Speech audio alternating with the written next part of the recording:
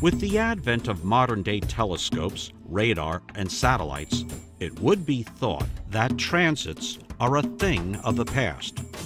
But there are new uses and new interest in transits. Today, astronomers use transits to detect planets orbiting distant stars.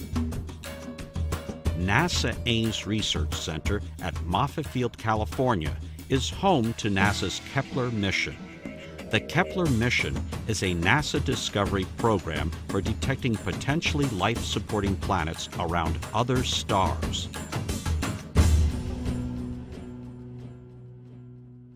The Kepler mission uses the transit method, and that's a method that's been used here on Earth for really groundbreaking, important scientific discoveries, in particular that of Venus. For a long time, people understood the planets were spaced in a regular fashion, but they didn't know the distance. And so, at the time of Captain Cook and others, they sent missions to various countries to look at a transit of Venus to see what the distance was from the Earth to the Sun. And that measurement of the time it took Venus to go across the Sun allowed us to get that distance from the Earth to the Sun and make all the measurements that we know about with respect to the size of our solar system. When a planet moves in front of its star, that blocks some of the light of the star. So we're measuring the brightnesses of about 150,000 stars simultaneously. And if any one of them dims, we measure how much it dims, and that tells us how big the planet is compared to the star. And then we look for repetition. When that planet does it over again, that gives us the year of the planet. How long is that year?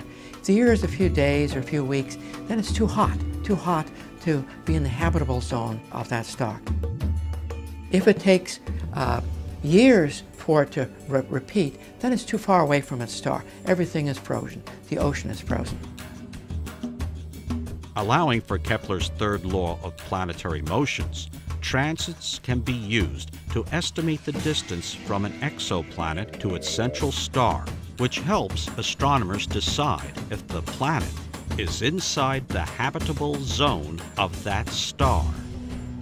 So we're looking for orbital periods close to that of the Earth, a few months to about a year, so that we know that planet is at the right distance from its star to have water possibly on its surface, at the right temperature range for life to develop.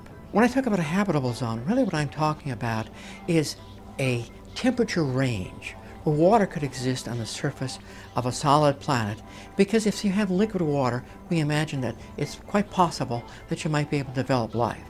Whereas if the temperature is much hotter than the boiling point of water, we don't think life is likely to develop there. Similarly, if the planet's so far away from its star that all the water is frozen, the oceans are frozen, the lakes are frozen, again, we don't think life is likely to develop there either. So the habitable zone is sort of a temperature range that a planet would have if it's at the right distance from its star so that you could have water on its surface. As we are making progress in searching for life, it's interesting that it takes us to places that we consider extreme, and extreme is obviously with respect to human living on that planet.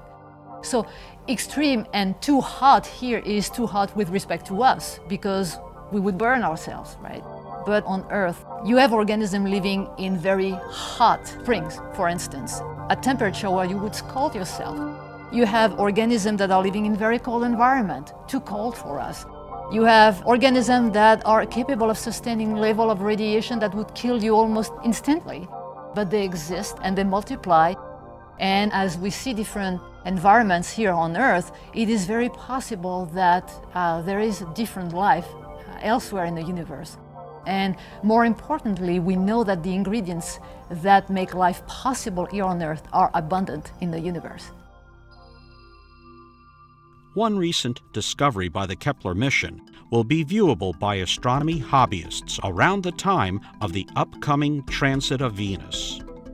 One of the interesting things about what we're discovering is we've actually found a planet that orbits two stars. It's called Kepler 16b, and it's going to actually transit these stars at about the same time that people around the world are using their telescopes to look at Venus transiting the Sun.